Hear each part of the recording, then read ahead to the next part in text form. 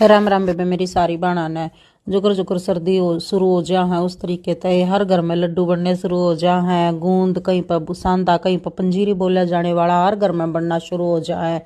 आजकल मेरे पे भी ऑर्डर बहुत ज़्यादा बढ़ रहे हैं। ऑर्डर बढ़ने के साथ साथ ना बहुत एक अलग टेस्ट सब ने जो मांगा है वो मांगा है खुले गूंद में। तो खुले गूंद की विधि मैंने आप सबके आगे घेर दी किस तरीके से खुला गूंद बनाया जाया करे।